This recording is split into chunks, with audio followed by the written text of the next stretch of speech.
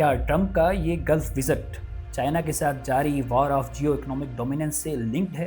क्या ट्रंप का piece for trade का ये नैरेटिव एक हकीकत है या महज एक डेल्यूजन? क्या यमन के साथ सीज फायर, ईरान के साथ जारी नेगोशिएशंस और इन गल्फ कंट्रीज के साथ पैलेस्टाइन में पीस को रेस्टोर करने की कमिटमेंट, क्या ये इसराइल से दूरी का एक ऐलान है या महज एक गिमिक?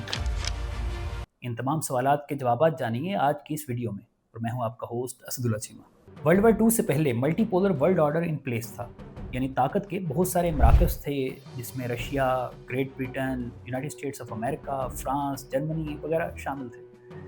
यानी छोटे निस्बतन कमज़ोर ममालिक के पास अलायंसेस बिल्ड करने के लिए मल्टीपल ऑप्शंस अवेलेबल होते, और क्योंकि ये तमाम ममालिक तकरीबन इक्वली पावरफुल थे, इस वजह से एक बैलेंस ऑफ पावर भी अटेन हो चुका था। लेकिन पोस्ट वर्ल्ड वार II ये सिचुएशन कदरे बदल चुकी थी और बाइपोलर वर्ल्ड ऑर्डर एस्टेब्लिश हो चुका था, यानी दो ताकतवर ममालिक डिफरेंट आइडियोलॉजीज़ की बेस के ऊपर वर्ल्ड डोमिनेंस को क्लेम करने के लिए कोशिश कर रहे थे। एक तरफ यूनाइटेड स्टेट्स ऑफ अमेरिका था जो कि कैपिटलिस्ट ब्लॉक को लीड कर रहा था, जबकि दूसरी जानिब सोवियत यूनियन था जो कि कम्युनिस्ट ब्लॉक को लीड कर रहा था। और यूं पूरी दुनिया दरअसल दो कुतबों में मुनक़सिम हो चुकी थी और हर छोटा बड़ा मुल्क इन दोनों ब्लॉक्स में से किसी एक ब्लॉक को ज्वाइन कर चुका था। इन दोनों ब्लॉक्स के दरमियान कई डेकेड्स तक कोल्ड वार जारी रही, लेकिन फिर भी एक बैलेंस ऑफ पावर कायम रहा। लेकिन 1991 में सोवियत यूनियन के फॉल के बाद एक यूनिपोलर वर्ल्ड ऑर्डर एस्टेब्लिश हुआ, फिर इसमें अब centre of power white house बन चुका था, जो कि अभी भी किसी न किसी शक्ल में अपनी हैसियत को कायम रखे। लेकिन इस अनइवन पावर कंसंट्रेशन की वजह से यूएस की एक मोनोपोली कायम हो गई। लीबिया, इराक, शाम, अफ़गानिस्तान और इस तरह के दीगर ममालिक को इन्वेड किया गया, और उसी कॉलोनियल माइंडसेट के तहत इन ममालिक के वसाइल को हथियाने की कोशिशें जारी रही और जुल्म सितम का एक नया दौर शुरू हो गया, जो कि अभी भी जारी है। लेकिन दुनिया अब दोबारा यूनिपोलैरिटी से मल्टीपोलैरिटी की तरफ गामज़न है। बहुत से बड़े ममालिक यूएस हेजमनी को चैलेंज करते हुए दिखाई दे रहे हैं। चाइना ने अपनी स्ट्रॉन्ग इकोनॉमी के ज़रिए यूएस की जियो इकोनॉमिक डोमिनेंस को चैलेंज किया है, जबकि दूसरी तरफ रशिया ने मिलिटरीली यूक्रेन पर अटैक के ज़रिए से यूएस, नेटो और कलेक्टिव वेस्ट को अपनी मिलिट्री पावर करवा दी है। ओवरऑल यूएस दरअसल बतौर एक सुपर पावर अपनी बका की जंग लड़ रहा है। अब जब हम इस बैकग्राउंड नॉलेज और अंडरस्टैंडिंग के साथ आज के टॉपिक की तरफ बढ़ते हैं, तो ट्रंप के इस गल्फ विजिट की अगर समरी प्रेजेंट करूं, तो दरअसल ये अरब डिक्टेटर फैमिलीज़ अपने इक़्तिदार को बचाने के लिए यूएस सैंक्शन से बचना चाहती हैं, और इसी तरह से अरब स्प्रिंग की तर्ज के किसी अवामी अपराइजिंग को अवॉइड करने के लिए ट्रंप को अपने वसाइल में से एक शेयर पेश किया जा रहा है, जिसे आम ज़ुबान में अगर कहा जाए तो ये भत्ता वसूली ही है। अब अगर हम स्टेटिस्टिकली बात करें तो ट्रंप ने इस रिसेंट विजिट में ट्रिलियंस ऑफ डॉलर्स की इन्वेस्टमेंट को सिक्योर किया। किंगडम ऑफ सऊदी अरेबिया ने $600 बिलियन की इन्वेस्टमेंट्स की कमिटमेंट की है और कुछ मेमोरेंडम्स साइन किए गए हैं। इसमें से $140 बिलियन तो सिर्फ डिफेंस के सेक्टर में इन्वेस्ट किए गए हैं, और कहा यह जा रहा है कि ये तारीख की सबसे बड़ी डिफेंस डील भी है। यूनाइटेड अरब एमिरेट्स ने $200 बिलियन की कमर्शियल डील्स की हैं।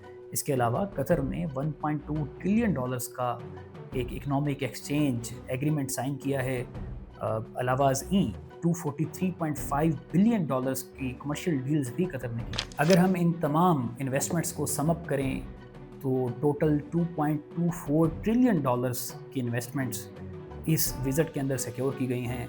आपको सिर्फ एक रेफरेंस देने के लिए कि पाकिस्तान का टोटल फॉरेन डेप्ट $130 बिलियन के अराउंड अबाउट है, और ये इन्वेस्टमेंट्स इससे 20 गुना ज़्यादा यानी $243.5 बिलियन की। ये इन्वेस्टमेंट्स और बिजनेस डील्स तो एक तरफ, कतर के अमीर शेख तमीम ने ट्रंप को $400 मिलियन की मालियत का एक बोइंग जेट भी गिफ्ट किया है, जिसकी लीगल इम्प्लिकेशंस के बारे में अभी भी यूएस में डिबेट्स जारी हैं। इसके अलावा ट्रंप ने इस विजिट के दौरान बहुत सारे डिप्लोमेटिक स्टेप्स भी लिए, जिसमें से अहम तरीन सीरिया के नए रूलर अहमद शरा से रियाद में मुलाकात। इस मुलाकात के बाद ट्रंप ने ये अनाउंसमेंट की कि हम सीरिया से तमाम तर यूएस सैंक्शंस को हटा रहे हैं, और इस हटाने के ज़रिए से अहमद शरा की नई फॉर्म गवर्नमेंट को एक स्ट्रेंथ भी मिलेगी। दरअसल बशार अल असद की रजीम को यूएस ने ही कोवर्ट ऑपरेशंस के ज़रिए से एक लंबे स्ट्रगल के बाद टॉपल करवाया और फिर इसे इंस्टॉल करवाया गया है।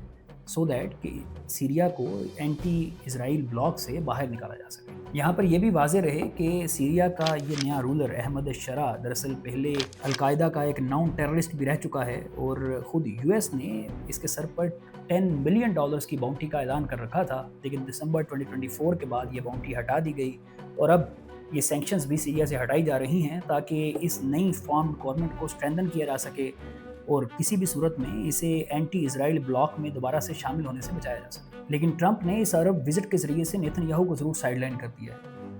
ये ट्रंप और नेतन्याहू के दरमियान रिफ्ट कोई ख़ास नताइज शायद ना बरामद कर सके, लेकिन बहरहाल एक unconventional change in relations between US and Israel हम देख रहे हैं। नेतन्याहू और ट्रंप के दरमियान इस रिफ्ट की एक वजह यह भी है कि ट्रंप ने जो सीज़ फायर प्रपोज़ की थी, नेतन्याहू ने उसको रिस्पेक्ट नहीं किया, क्योंकि ट्रंप ने अपने इलेक्टोरल कैंपेन के दरमियान एक प्रॉमिस किया था कि वो हमास और इसराइल के दरमियान जारी इस जंग को ख़त्म करवाएंगे। लेकिन नेतन्याहू, क्योंकि उसका पॉलिटिकल करियर एट स्टेक है और वो किसी भी सूरत में इस जंग को इस लो पॉइंट पर ख़त्म नहीं करना चाहता, क्योंकि इस सूरत में यकीनन उसकी सियासत ख़त्म हो जाएगी। ट्रंप के गुज़िश्ता टेन्योर में अब्राहमी अकॉर्ड का जो प्रपोज़ल था वो भी नेतन्याहू की स्टबननेस की वजह से आगे नहीं बढ़ पा रहा, क्योंकि मोहम्मद बिन सलमान ने ये रीअफर्म किया था कि सऊदी अरेबिया तब तक इस अकॉर्ड का हिस्सा नहीं बनेगा जब तक फ़लस्तीन की एक आज़ाद रियासत जिसका दारुल हुकूमत ईस्ट जेरूसलम हो कायम न करते। ट्रंप ने इसराइल को कॉन्फिडेंस में लिए बगैर यमन के साथ सीज़ फायर का ऐलान भी कर दिया, जबकि यमन दूसरी तरफ इसराइल पर रोज़ाना की बुनियाद पर मिज़ल अटैक्स कर रहा है। और इन तमाम पॉइंट्स की बिना पर और वाशिंगटन पोस्ट के एक आर्टिकल और इसी तरह से इसराइली न्यूज़ आउटलेट्स में पब्लिश्ड आर्टिकल्स की बिना पर ये ज़रूर समझ में आ रहा है कि ट्रंप नेतन्याहू को पुश कर रहा है एक सीज़ फायर। अब ये एक इंटरेस्टिंग कॉन्टेस्ट है कि क्या ट्रंप यूएस डीप स्टेट और ज़ायनिस्ट लॉबी के इन्फ्लुएंशियल केज से निकलकर इस सीज़ फायर को ब्रोकर कर सकेगा। अपने आरा का इस बारे में कमेंट्स में ज़रूर इजहार कीजिए, और अगर आप ऐसे ही बैनुल अक़वामी इशूज़ पर अपडेटेड रहना चाहते हैं तो हमारे इस चैनल को ज़रूर सब्सक्राइब कर लीजिए। Thank you so much.